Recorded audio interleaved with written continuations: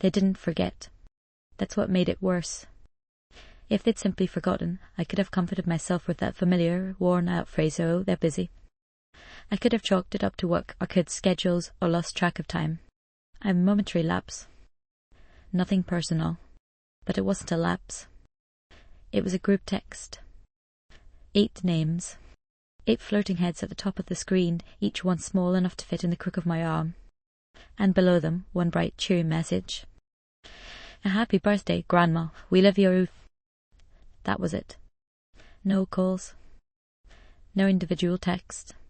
No questions about how I was feeling, what I'd done that morning, or if I was alone. I set the phone down slowly, like it was something fragile, though I wasn't the one who broke. I'd woken early that morning, humming a happy birthday under my breath as I pulled the curtains open. Sunlight had spilled across the kitchen floor, catching the edges of the old lemon-yellow tile James and I had laid in the spring of '79. I stood there for a moment, barefoot, letting the warmth reach my toes, and for a second I let myself believe it might be a special day. I slipped in the floral dress the one Emma had said made me look like a spring painting last year, and twisted my hair back the way Lucy liked. "So elegant, Grandma," she used to say, tucking a stray strand behind my ear. Then I baked the cake. The lemon one, with zest folded into the batter and a glaze that melted into the crust. I told myself it was just in case. Just in case one of them remembered their promise. Just in case a car pulled up. Just in case someone decided that showing up mattered more than convenience. Last year they promised.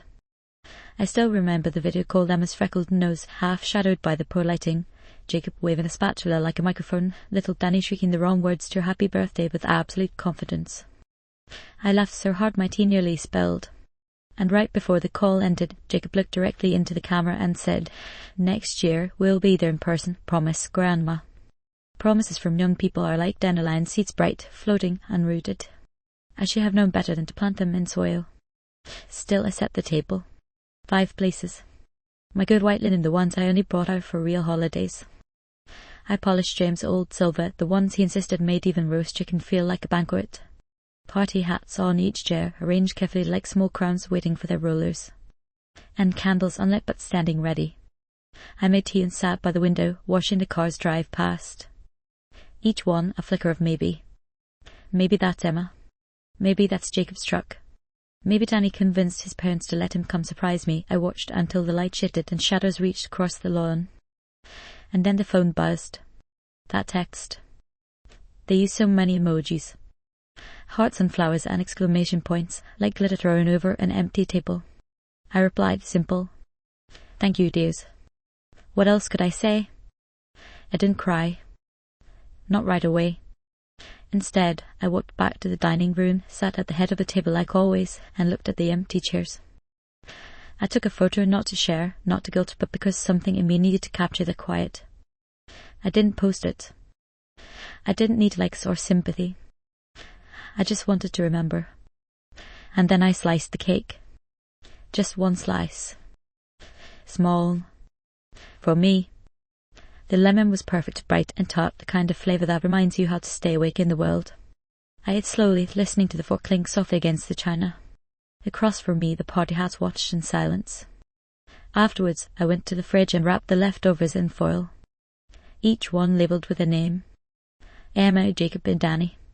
A foolish habit, I know, but it made me feel less foolish to believe even for a moment that someone might stop by tomorrow. They wouldn't. But hope is a creature with well-worn shoes. It shows up even when you don't invite it. In the attic, behind a stack of unused decorations and boxes of yarn, I pulled down the projector screen. James had installed it in 1993, back when home movies still felt like magic. I queued up the old tapes, birthdays, school plays, Danny's piano recital where he forgot the ending and just bowed early. My voice echoed through the speakers, narrating old joys. "You were so brave. You did so well, sweetheart. I'm so proud of you." That was love. Not emojis. Not a group text. But I was spent holding cameras steady, making costumes from scratch, and whispering encouragement from the wings. Later a knock at the door startled me. It was Greg from next door. He'd forgotten his mail, accidentally delivered here again. But he paused when he saw the table. "Did I miss a party?" he asked, eyebrows raised. I smiled. "No, but I'm glad you stopped by." We shared a slice of cake and watched one of the tapes. He laughed at Jacob's terrible cartwheel, Emma's lopsided birthday crown. "That one in the red bow," he chuckled. "She was a handful." I nodded. "Still is, even now." And somewhere in that moment I remembered something I hadn't thought about in years. My own mother's birthday. No one came. She'd waited in her best blouse, holding a bundt cake with crushed pineapple frosting, and when I arrived late, her eyes had already dimmed. That night I promised myself I'll never let that happen to me. And I didn't. Not really. Because while they forgot the day, they didn't forget me, not fully. They just forgot how to show it. But I remember. I remember me, I wrote in my journal before bed, in neat cursive shaped by decades of letters. They forgot the day. But not the woman. I showed up. I celebrated. Tomorrow I'll mail them each a letter. Inside I'll tuck the photo of the table, the hats, the quiet candles. And this note: "I miss you, but you were still part of my day. Love, Grandma." It started with a phone call 2 weeks before my birthday.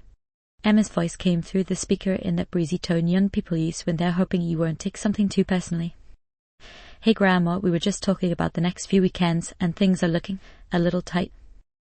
I was sitting on the back porch, clipping the deadheads off my geraniums. The sun was warm. The sky soft with clouds. One of those afternoons that makes you grateful to be alive and still capable of tending your own flowers. I smiled, pressed the phone tighter to my ear. "Oh, busy with school?" Emma chuckled. "Yeah, and Danny's got soccer tournaments, Jacob's got midterms, Mom's got a fundraiser and, you know, just everything happening at once." I waited. Not because I didn't understand, but because I wanted to hear how she would land the plane, how she would navigate the path where I used to be part of everything happening, and now I was something that had to be scheduled around. "So," she continued, drawing out the word, "we might not make it down for your birthday this year, but we're planning to FaceTime. We'll all hop on and sing, just like last year." I pinched a brown blossom too hard. The stem snapped and the petals tumbled to the floorboards. "That's very sweet of you," I said, brushing the broken flower aside. There was a beat of silence, just long enough for the weight of it to settle. "You okay, Grandma?" she asked. "Oh, of course. Just thinking about what kind of cake to bake. You know your brother still likes salmon, right?" "Jacob, yeah, I think so." Her voice was already slipping into distracted. "Hey, I've got to jump, but we love you so much." And will definitely text. "Okay." "Okay, sweetheart." She hung up before I could say more. I sat still on the porch, the pruning shears resting on my lap. A breeze tugged at the hem of my skirt. I didn't cry. That's not my way. Instead, I finished trimming the plants. I collected the clippings into the little tin pail I used for garden scraps. I came inside, rinsed my hands, and folded the dish towel over the sink like always. Later that evening I called Jacob. He didn't answer. I tried Danny next. Straight to voicemail. I didn't try again. Instead, I pulled down the recipe box from the top of the fridge. It's an old wooden one. James built it for me our second year of marriage before the arthritis crept into his fingers. The lid still creaks. I flipped past the stained card for meatloaf, past the one labelled cornbread, Dad's favourite, until I found the lemon cake. My handwriting is younger on that card. Kerver. Hopel. I set it on the counter. Then I walked to the dining room and counted the chairs again. 5. Always 5. It had been years since I'd needed all 5 at once, but I never stopped setting them. Not because I believed they'd always come, but because hope, as I've learned, is less about expectation and more about dignity. I just wanted them to know the table was ready, even if they never sat down. The next day I called my daughter. She answered on the second ring.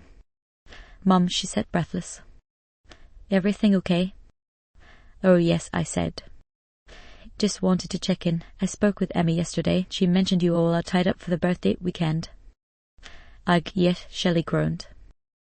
"I feel terrible about it, but it's just one of those months. You know how it goes." I did. I've lived through enough of them. Tight months, lean years, long days with short tempers. I know how things go. But what I've learned more deeply is how things come apart quietly, politely, with sugar-coated apologies. "No worries," I said. "I'll just bake a smaller cake." There was a pause. You don't have to do all that, Mom. All what? You know the whole birthday thing. We'll FaceTime. That's enough, right? Enough. I thought of the lemon zest in the freezer, the special plates in the cupboard, the embroidered table runner I only use for holidays and birthdays. I thought of the party hats I'd tucked away in the drawer last March, thinking they'd be back this year to wear them. I suppose it is, I said. Shelley hesitated. Mom, don't get upset, okay? We're all just it. I'm not upset, I interrupted gently. And it was true. I wasn't. Not in the way she meant. I was simply standing in the soft light of realization, letting it sink in. This was how it happened, not with slammed doors or shuttered words, but with polite deferrals, with busy calendars, with the grandmother slowly being moved to the margin of her own celebration. When we hung up, I walked to the linen closet and pulled out the box of decorations. It was lighter than I remembered. The lid creaked like the recipe box. Inside, the party hats still smelled faintly of paper and peppermint. Danny had once insisted we tape candy canes to each hat for birthday wands. I smiled at the memory. I pulled out 5 hats, dusted them off, placed them carefully on the table. Then I went to the fridge and pulled out the butter, let it soften on the counter. I was still going to bake the cake. Not for them. For me. The days leading up to my birthday blurred together like watercolour left out in the rain-soft edges, familiar hues, but nothing distinct enough to hold. Tuesday, I woke early as usual. Made oatmeal. Stirred in cinnamon, just the way James liked it. I still cook for 2 out of habit. Still set 2 mugs by the sink. Some routines don't break with time. They fade slowly until you're the only one keeping them alive. The mail came at 11. Mostly catalogues and flyers. A bill. No cards. I checked again after lunch, as if perhaps a second delivery might arrive, like some small miracle. But the mailbox was as empty as my voicemail. I spent the afternoon knitting. Not because anyone needed a scarf, it's July, but because the movement kept my hands busy and my thoughts quieter. I used a soft blue yarn, the kind Emma used to say reminded her of cloudless skies. I used to knit baby blankets for each of them. 4 grandchildren. 4 patterns memorized. Now the yarn piles up in the cabinet, untouched, waiting for someone to need it. Wednesday, I baked a batch of oatmeal cookies, wrapped a dozen in parchment and took them to Nancy next door. She's recovering from surgery. Lives alone too, though she doesn't say that part out loud. We talked for 10 minutes on her porch about the heat, the birds, the way neither of us likes the new mail carrier because he leaves the lid on the box unlatched. When I handed her the cookies, she smiled and said, if your family doesn't appreciate you, at least your neighbours will. I didn't know how to respond to that.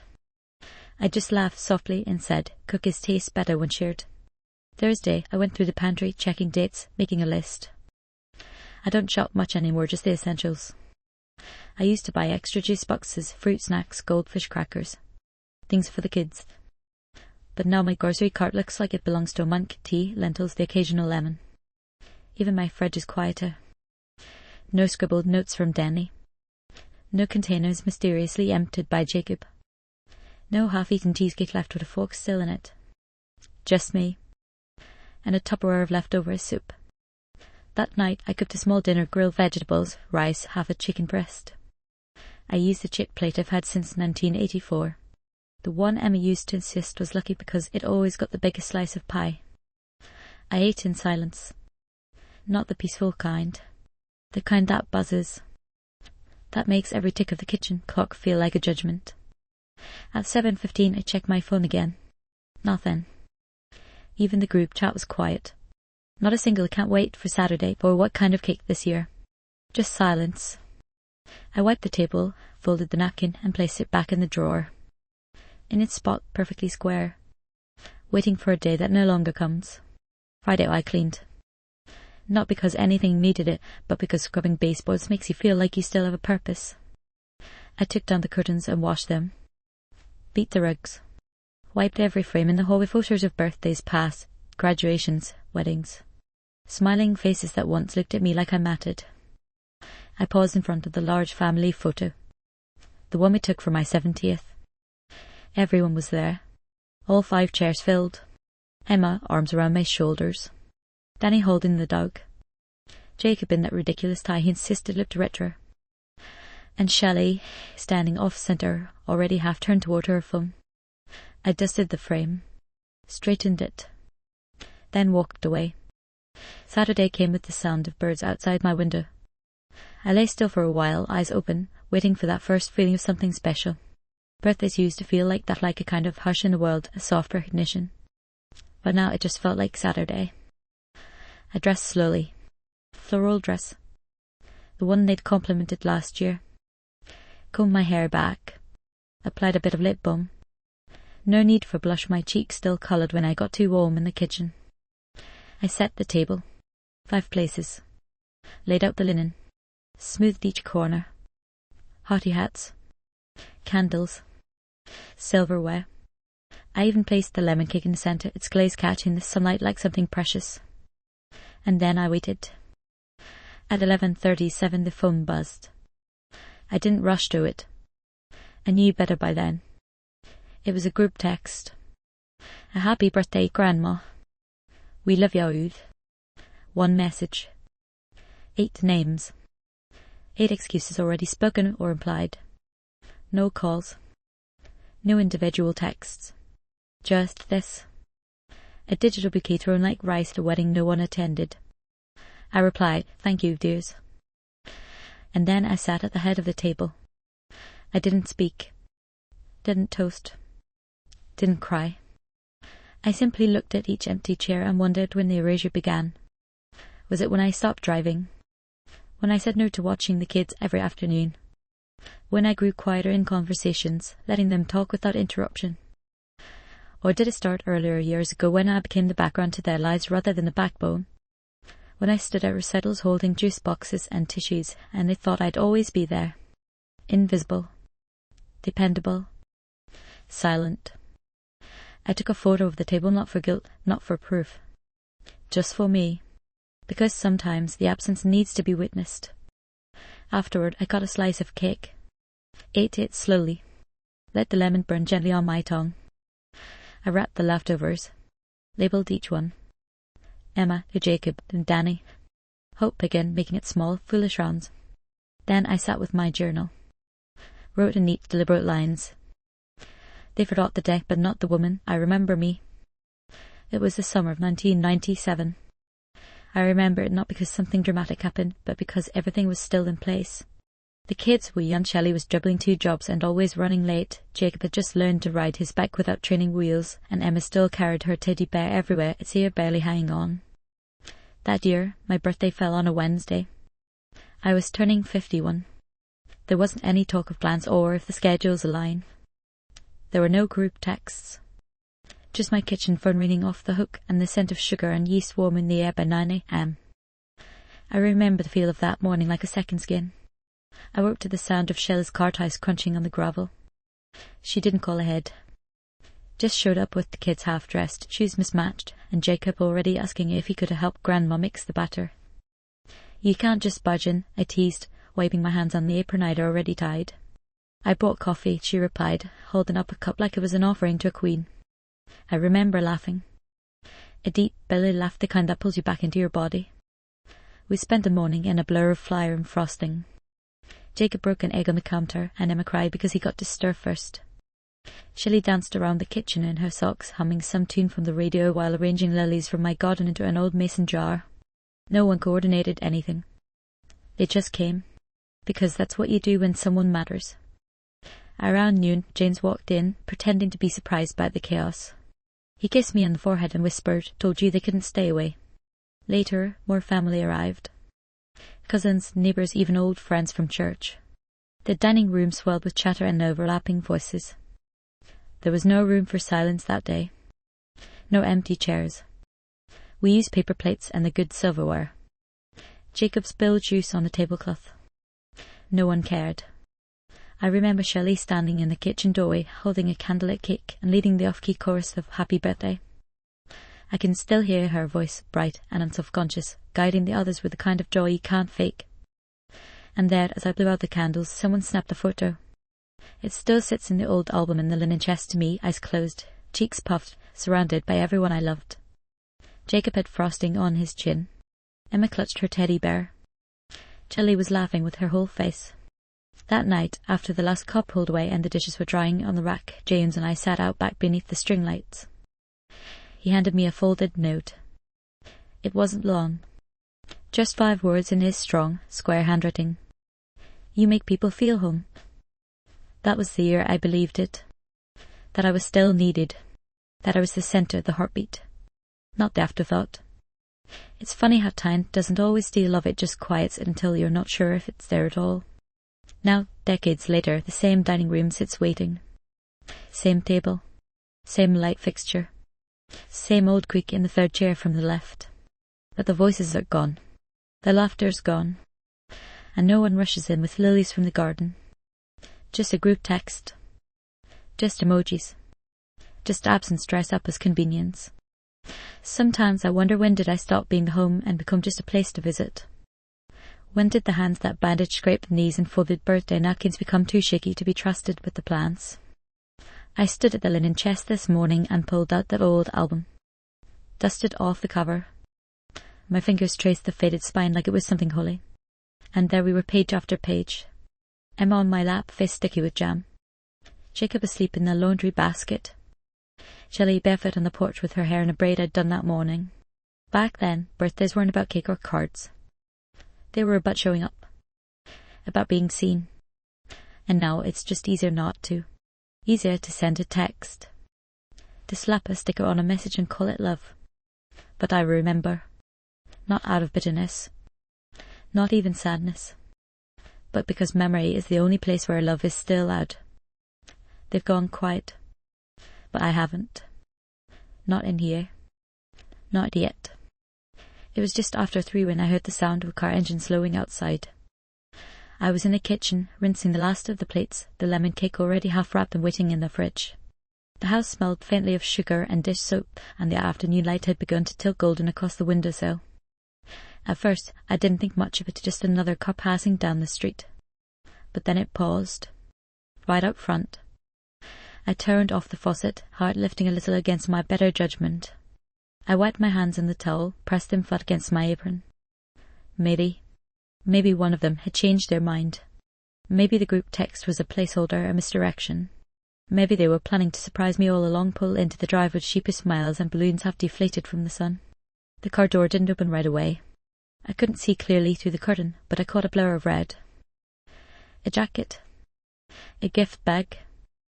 I stepped quietly to the front window, brushing the curtain just enough to peek through. There was a moment brief, breathless, where I allowed myself the full shape of the thought. Anna. She'd remembered the lemon cake. I saw her face in my mind, just as she used to look when she was small and wanted to make up for something, her bottom lip tucked in, her hands behind her back, ready with a small apology and a big hug. But then the figure stepped away from the car, and I saw him clearly. It wasn't Emma. It was a mailman. Neil Younger. The one who always forgets to latch the box. He walked up the driveway, slipped something into the slot, and turned back toward the sidewalk. Didn't even glance toward the house. The red I'd seen was his uniform windbreaker. I stayed by the curtain longer than I needed to, watching until the cop pulled away. Only then did I let go of the fabric, let it fall back into place. My hands still rested against the windowsill, damp from the dishwater. A towel hung loosely by the sink, the kitchen clock ticking a little too loudly. It hadn't been anyone. Just the mail. I turned and walked slowly to the door.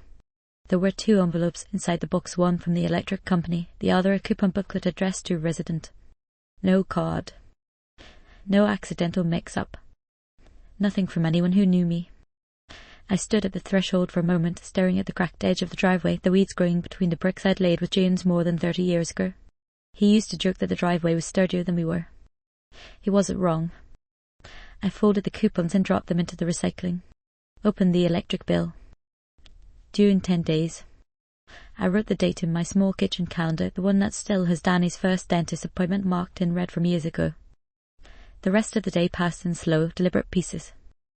I swept the kitchen floor even though it was clean. Watered the potted basil on the windowsill. Checked the porch once more as the light dimmed. Nothing. No knock. No call. No surprise. And yet, I'd believed. For a full minute I'd believed. That was a part that stung. Not the silence, not the loneliness. I'd made peace with those long ago. But the hope. Hope is a quiet trickster. It doesn't shout. It whispers. It plants ideas in the spaces where absence lives. It decorates you awaiting with soft colours, then disappears before the paint dries. I made a cup of tea I didn't finish. Sat by the table, the party hat still in place. The candles untouched. The slice of cake I'd saved for someone else was now mine again. I took a bite. The glaze had hardened slightly, but the flavour was still there, right, stubborn. Like me, I wrapped the rest of the cake in foil. Labelled it with their names. Emma, Jacob, Danny.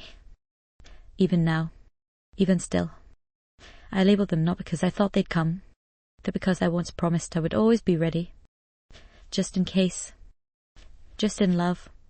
Before bed, I pulled down the folded linens, blew out the scented candle I'd lit just for ambience. As I turned out the lights, I glanced once more at the door. Still locked.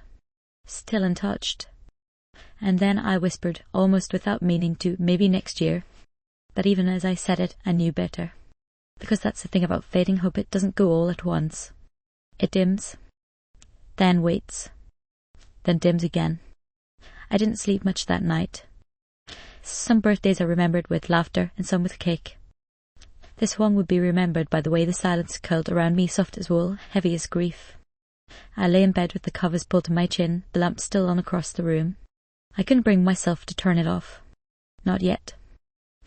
I didn't want the darkness. Not tonight. I stared at the ceiling the way I used to when James would snore lightly beside me.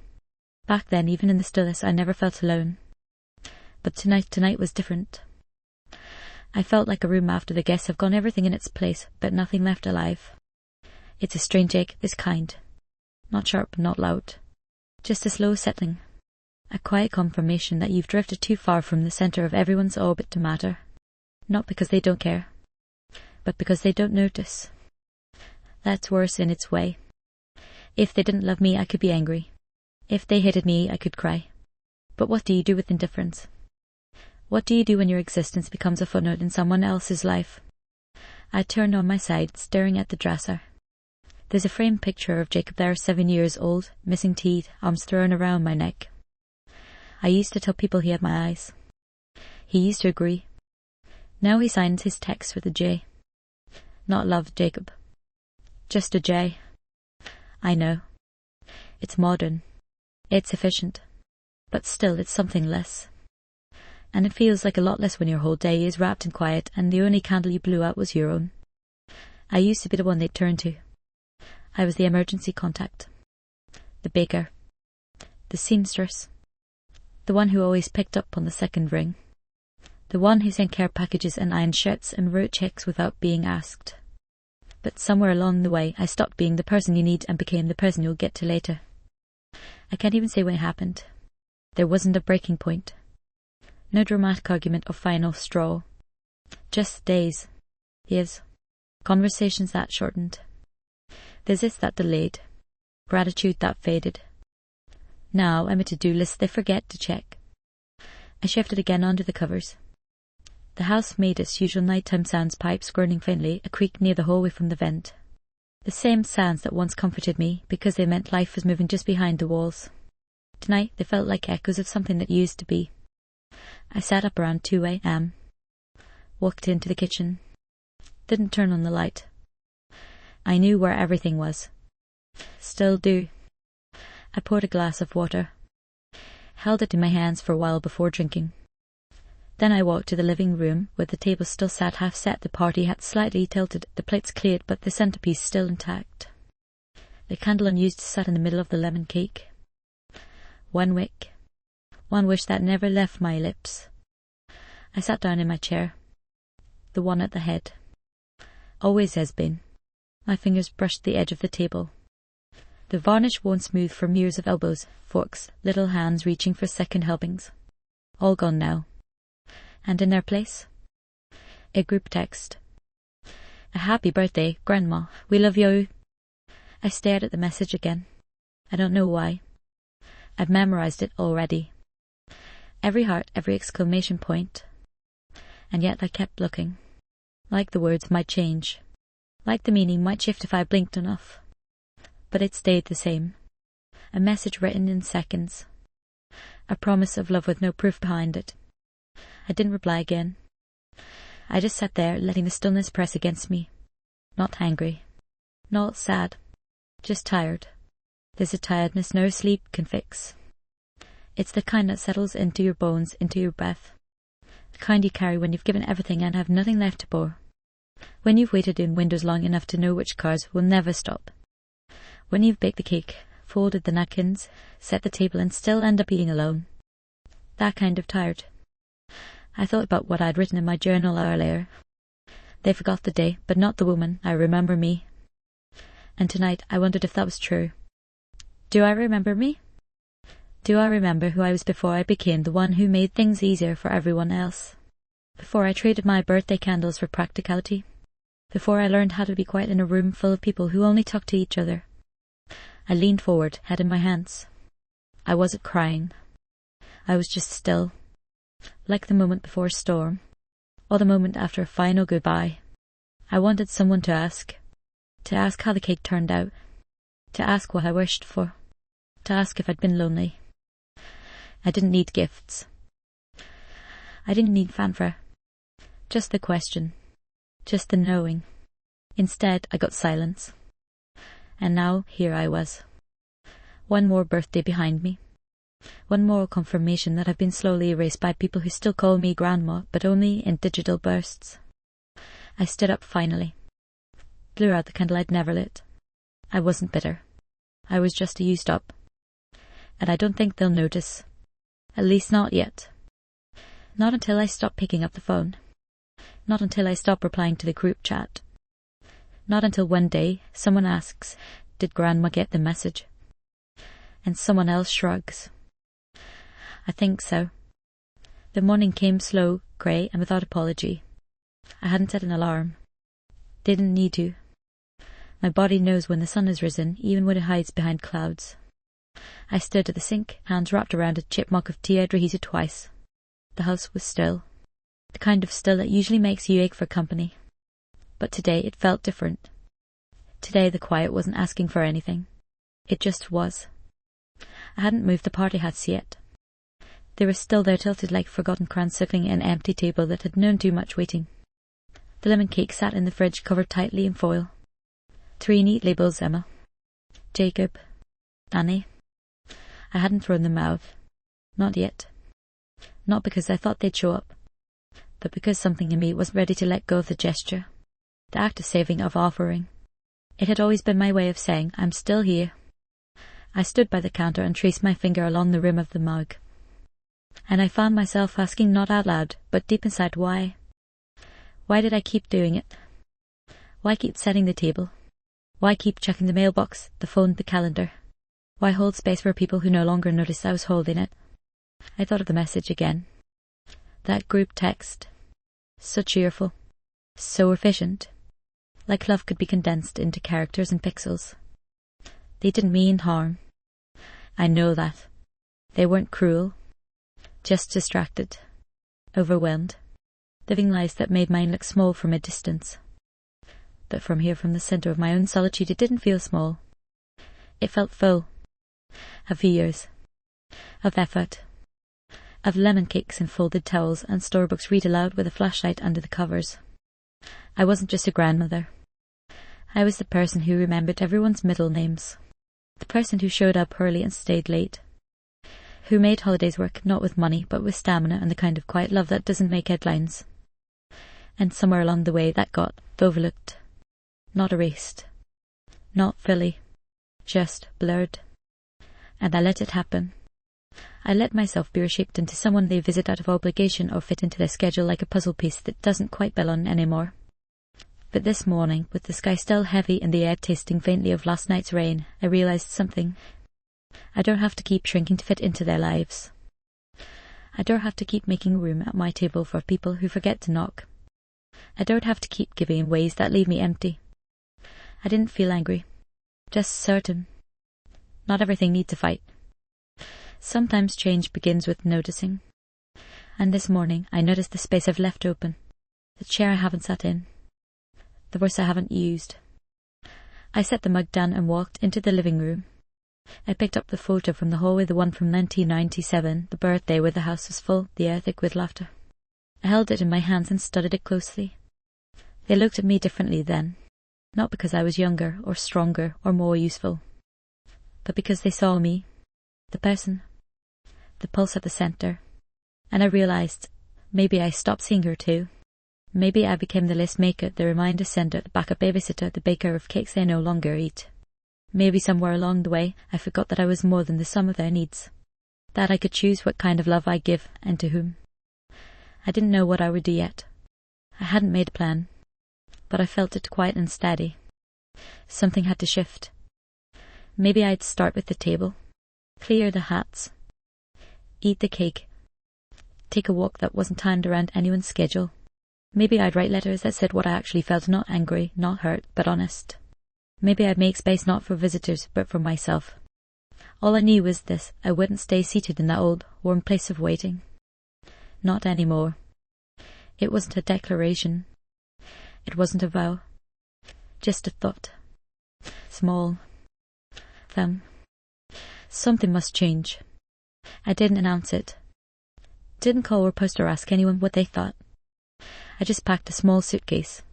2 dresses, a pair of soft walking shoes, my wide-brimmed sun hat. The one Emma used to say made me look like I belonged in a painting.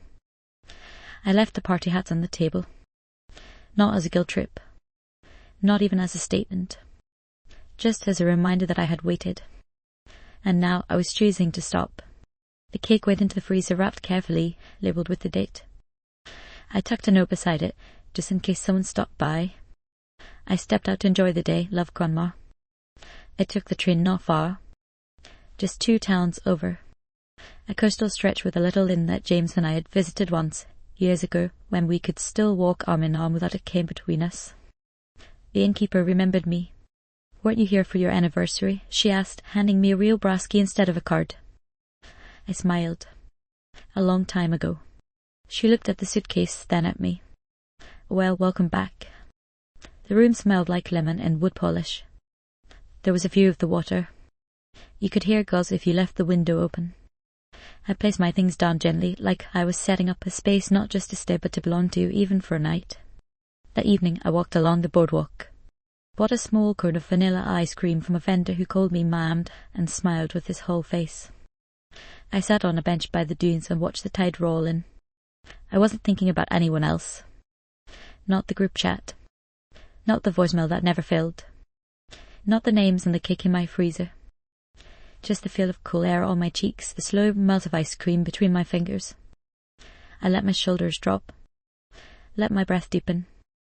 Let the years of being useful, dependable, convenient fall off like an old coat. And I just was. Not Grandma. Not Mom. Not the one who always waits. Just me. And it felt good. Strange at first. Like stepping into a version of myself I hadn't worn in years. But real. Like finding a photograph of yourself smiling without posing and realizing that version still exists. I walked back to the inn under a sky soft with stars. Wrote in my journal before bed. I didn't wait this time. I went. Not far. Just far enough to remember who I am. No one called that night. And for the first time, I didn't check. I didn't stare at the screen, hoping for a ring. I turned it off. Let the world miss me for once. Let the silence be mine on my terms. In the morning, I'd ordered breakfast to the room, blueberry pancakes and black coffee. Ate slowly by the window, the ocean breathing in a distance. When I checked up, the innkeeper handed me a postcard. "For next time," she said. I smiled. There will be one. Back home, the house was just as I left it. Quiet. But different now, because I had filled a piece of the quiet with something else, with movement. With choice. I didn't need to erase the ache of yesterday. But I didn't have to live inside it either. I placed the postcard on the fridge. Next to an old drawing of a rainbow that Danny once made me. Next to a magnet that says aloud gently, "But don't disappear." I didn't disappear. Not this time. I didn't throw the hats away. I packed them carefully, one by one, into a shoebox lined with tissue paper. The same kind I'd used for birthday gifts over the years, pink, soft, slightly crinkled at the edges. They weren't just decorations anymore. They were symbols of effort, of hope. The hundreds of times I had made space at the table for people who didn't know what it cost to keep setting it. I folded the note I'd left by the frozen cake and tucked it inside the box as well. Then I wrote one more. Not long. Just this. You were loved, you were waited for. Now I wait for no one. No bitterness in it. No heat. Just clarity. I sealed the box with a strip of foil tape and placed it gently on the top shelf of the whole closet of the board games no one plays anymore and the cards that haven't been grabbed in a rush and far too long. It wasn't a burial. It was an archive. A chapter closed with care. Then I walked back to the dining room, cleared the table, wiped each placemat slowly, folded the linen runner, smoothing its creases. I left only one setting. My own. A single plate. A mug. A spoon with a worn handle that fits just right in my palm. No placeholders. No saved chairs. No labels on foil-wrapped leftovers. Just me. I stood at the edge of the table for a while, letting the sunlight shift across the wood. It used to be a space of noise, birthday songs, laughter, the scraping of chairs and the clatter of forks. Now it was quiet. And that quiet no longer asked for anything. Not even apology. That afternoon I pulled out my stationery, the good kind, with the pressed edge and the soft cream paper. I wrote 3 letters. To Emma. To Jacob. To Danny. Each one different. Each one honest. Not to scold. Not to accuse. Just to say what mattered. I missed you, but I won't wait again. I made the cake, I lit the candle, I remembered everything. I hope you remember too. You were part of my day, even in absence. But I am no longer keeping space for maybe. I folded each letter with care, slipped them into envelopes, and with them I included a photo. The one I took of the 5 hats under the table and touched, waiting. No caption, no commentary. Just the image. A record. A mirror. I placed the letters in the outgoing mail bin by the door. Not because I wanted a response, but because there's something powerful in final gesture. Not final as in goodbye. Final as in this is who I am now. Someone who still loves. Still bakes cakes. Still holds memories like stained glass, fragile, beautiful, worth preserving. But no longer someone who waits to be seen. No longer someone who builds celebrations around absence. I lit a candle at night, not a birthday one. Just a soft vanilla-scented one I bought for myself. I placed it on the table beside my plate, and as I ate, I whispered quietly, "You are not forgotten by you." And that was enough. I woke early again, but not to wait. I made tea, stood at the window, watched the light stretch across the yard like it always has, unbothered by birthdays, by absence, by memory. It was just a Tuesday now. No grand occasion. No party to prepare for. No expectations ringing in my chest like they had in years past. And that was its own kind of freedom. I ate my breakfast at the table I'd cleared. One place set. My napkin folded the way I like it. A vase of fresh cut mint from the garden in the centre, not for anyone else, just because it smelled like summer. There were no unopened texts. No new messages. I didn't check more than once. Because I'd already spoken the words I needed to say, folded them into letters, sealed them not with anger, but with grace. And now I was no longer living on pause. That was the gift. Not from them, from me. There's a kind of dignity that comes when you stop hoping someone else will give you permission to matter. When you step out into the world not as someone forgotten, but as someone who remembers herself. That afternoon I took the cake from the freezer. Not because I thought anyone would come. Because I wanted a slice. Because I baked it with care, and effort deserves enjoyment. I sat outside in a porch, my old rocket creaking beneath me, and let the lemon taste linger on my tongue. And I felt full. Not in the way food makes you full. In the way peace does. I remembered that birthday in 1997, when the house overflowed with voices and laughter, and how beautiful it was. But I also saw now that what made the day sacred wasn't the number of people, it was the presence of love. And I still have that. It may be quieter now. Solitary even. But it's mine. Not borrowed. not conditional, not waiting on a knock that may never come. I love my family. That hasn't changed. But I don't need to shrink anymore to fit inside their moments. I don't need to measure my worth by who shows up or how often. Because I showed up. For decades. With dinners, with lullabies, with late-night rides and early morning gear. And now, at last, I showed up for me. I don't know if they'll understand. Maybe one day, when their own houses feel too quiet, they'll remember the woman who never let them feel forgotten. Maybe not. Either way, I'll be here. Tending to my days like a garden. Pulling weeds of disappointment. Planting new joys. Small ones, simple ones. But mine. I may never hear I'm sorry. I may never see a grand gesture. But that's not the point. The point is I lived. I gave. I hoped. And when it was time, I let go. Not out of bitterness, but because I realized something I wish I'd known sooner. You can love people deeply and still stop waiting at the window.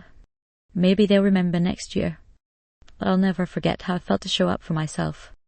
And that, in the end, was a celebration. Quiet, but complete.